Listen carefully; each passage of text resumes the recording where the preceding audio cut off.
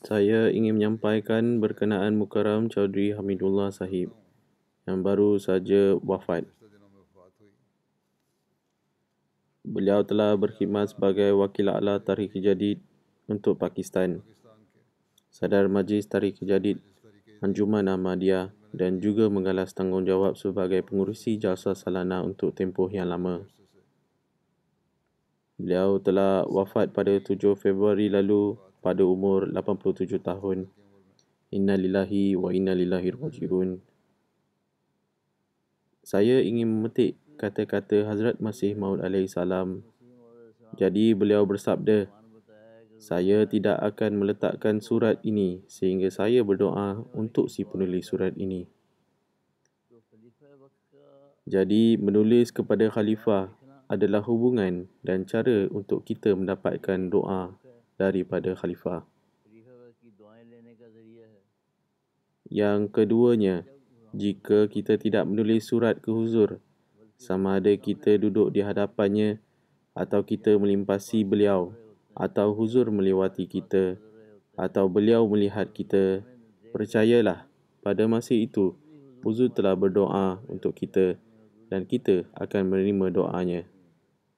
Jadi tidak kira sama ada hubungan anda bersama khalifah melalui surat menyurat, atau duduk di majlisnya, atau dengan mendengar khutbah Jumaatnya, atau dengan melihatnya, atau dia melihat anda.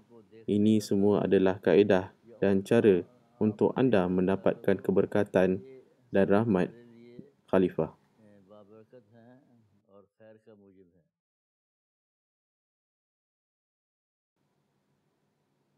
Hazrat Khalifatul Masih yang ketiga, semasa beliau memberikan ucapan di dalam program Majlis Khudamul Ahmadiyah berkenaan dengan kualiti Chaudhry Hamidullah. Saya sangat gembira bahawa setelah sekian lamanya, orang yang ikhlas dan tidak mementingkan diri telah diangkat menjadi sadar, di mana beliau ini tidak mempunyai pertalian darah dengan Hazrat Masih Maud alaihi salam, tetapi dengan rahmat Allah, beliau mempunyai kemampuan dan memenuhi tanggungjawab ini. Di dalam jemaat, keikhlasan dan ketaatan seseorang anggota yang berkhidmat itu adalah seperti setiap harta yang berharga. Allah Subhanahu Wa Taala telah menganugerahkan jemaat dengan para berkhidmat yang telah menghabiskan seluruh hidupnya untuk menyebarkan ajaran jemaat ilahi ini dan menjadi bintang-bintang jemaat yang bersinar. Jadi di antara nama-nama tersebut adalah Chaudhry Hamidullah. Beliau mengkhidmati jemaat selama 68 tahun lamanya. Beliau memiliki kecintaan kepada khilafat dan ketaatan yang mendalam kepada khilafat dan akan menangani masalah pentadbiran dengan sangat teliti. Peraturan dan undang-undang sadar anjuman yang telah diciptakan oleh Hazrat Masih Maud alaihi salam yang mendapat persetujuan daripada Hazrat Masih Maud alaihi salam berisi peraturan yang sangat penting yang berkaitan dengan semua hal yang berkaitan dengan sadar anjuman Ahmadiyah. Keputusan Hazrat Masih Maud alaihi salam ini bersifat mutlak dan muktamad.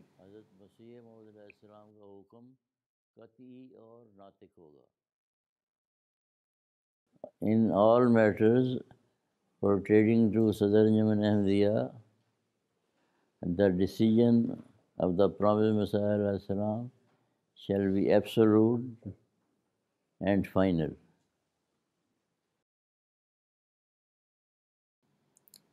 Jadi berdasarkan peraturan ini, ada ketetapan bahawa keputusan Khalifatul Masih adalah mutlak dan muktamad dalam semua masalah jemaat. Beliau telah berkhidmat sebagai pensyarah matematik di Sekolah Taklimul Quran, Nazir Darul Ziyafat, Afsar Jalsa Salana, Sadar Khudamul Ahmadiyah, Sadar Ansarullah Pakistan, Wakil A'la Sadar Majlis Tarikh Jadid Anjuman Ahmadiyah dan juga lain-lain jawatan penting dalam jemaat. Beliau berkhidmat sebagai Wakil A'la Tarikh Jadid Anjuman Ahmadiyah Pakistan selama 38 tahun lamanya. Kadang-kala Tidak perlu ada desakan secara lisan. Tindakan mendesak secara diam-diam. Alihkan perhatian anda kepada ajaran Islam dan Hazrat Masih Maud alaihissalam dan bertindaklah kepada mereka sehingga orang-orang ini setelah mendengar dan menyaksikan teladan anda yang cantik akan memperolehi bimbingan. Bapa beliau, Babu Muhammad Baksh, selepas membaca buku Hazrat Masih Maud alaihissalam, telah memasuki Ahmadiyah setelah menyaksikan mimpi dan telah baiat di tangan Khalifatul Masih yang kedua pada tahun 1929. Kerana penentangan, keluarga beliau telah berpindah ke Kadian dan beliau telah dilahirkan pada 4 Mac 1934 di Kadian. Jadi sepanjang kehidupan saya dilahirkan di Kadian yang merupakan sebuah perkampungan kecil.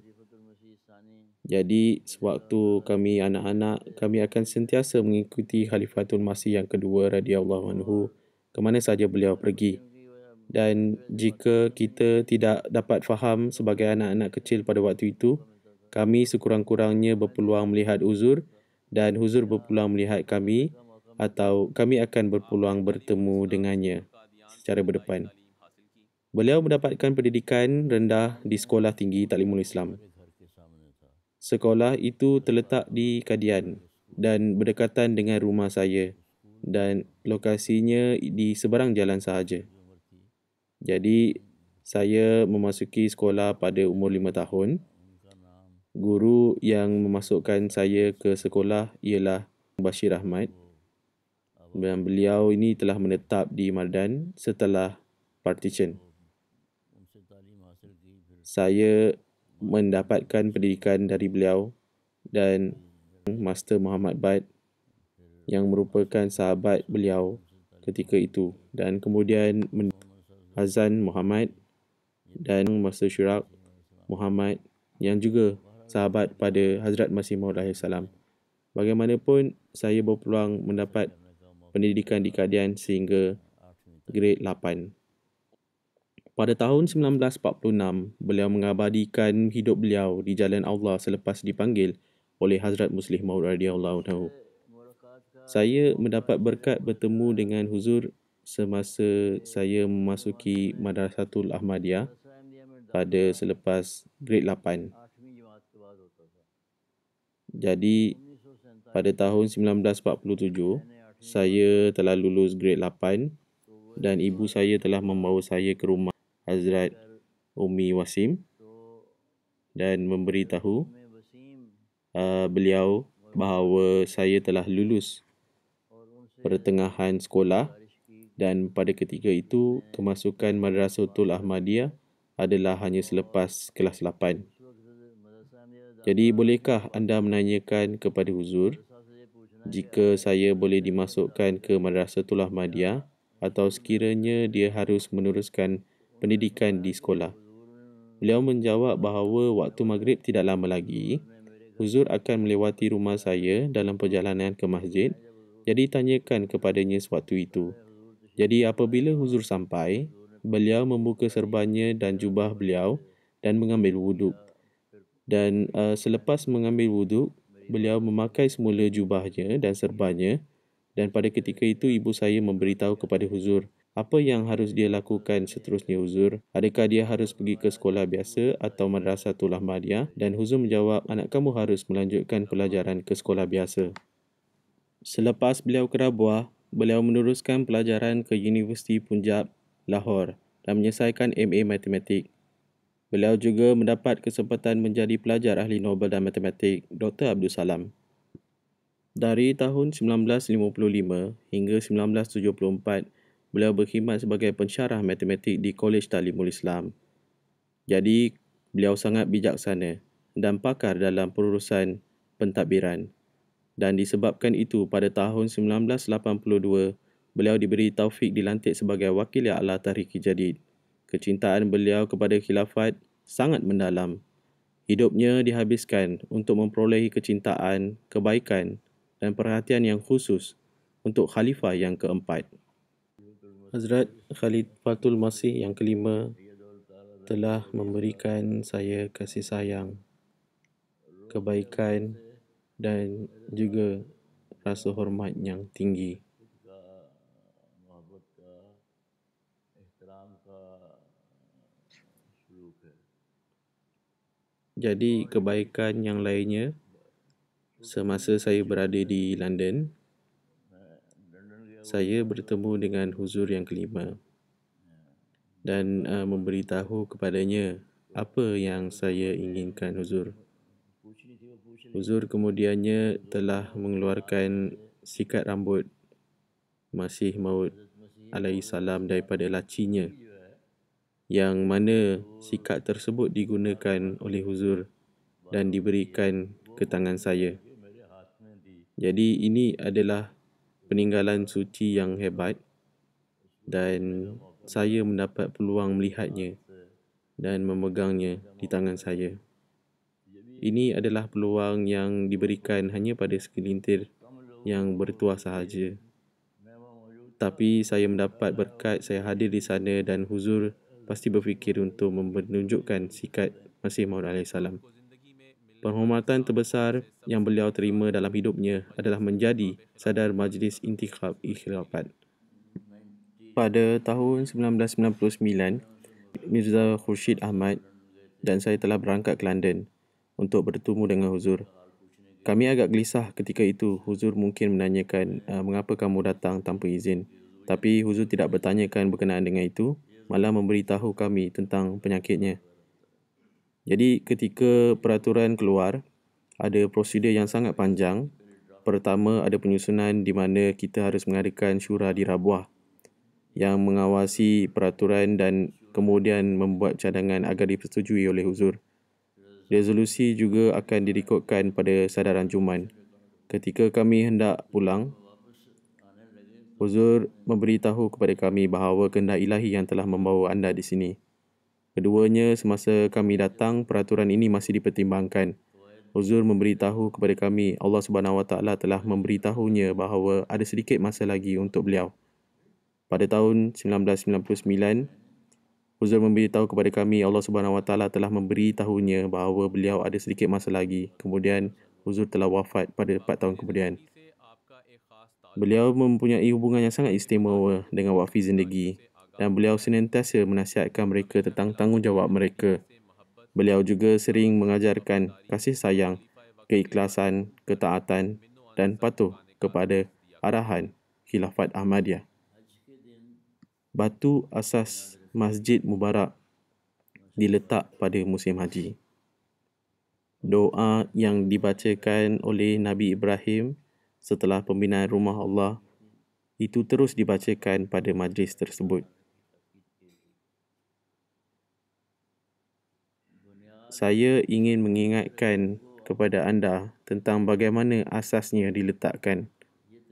Pengaturan ini dibuat oleh Khalifatul Masih radhiyallahu anhu yang kedua sendiri. Pertamanya ada huzur dan kemudiannya barisan orang yang ingin turut serta dalam meletakkan batu asas.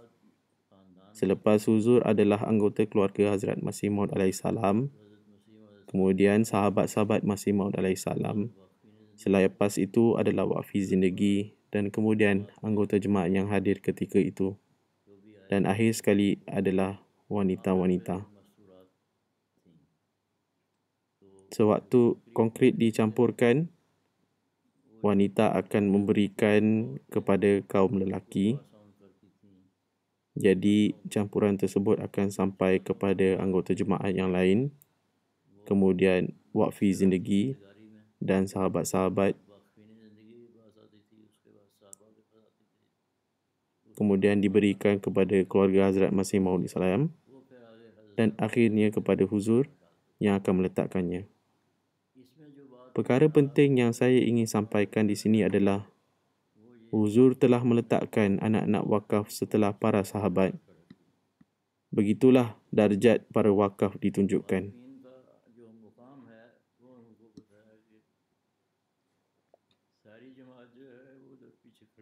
Seluruh anggota jemaat berdiri di belakang dan anda adalah wakil para sahabat. ini adalah peristiwa yang harus diingati. Beliau sangat menepati masa, mulia, sangat rajin, teliti dan kerjayanya adalah sebagai seorang wakaf.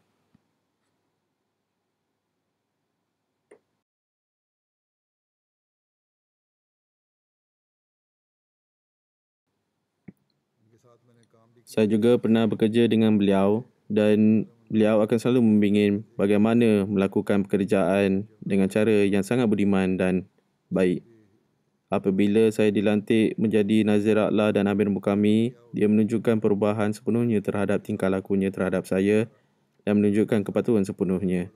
Dan apabila saya diangkat menjadi khalifah, beliau menunaikan haknya dengan begitu ikhlas sebagai Ahmadi dan sebagai seorang pekerja jemaat dan mematuhi hak baiatnya yang sewajarnya.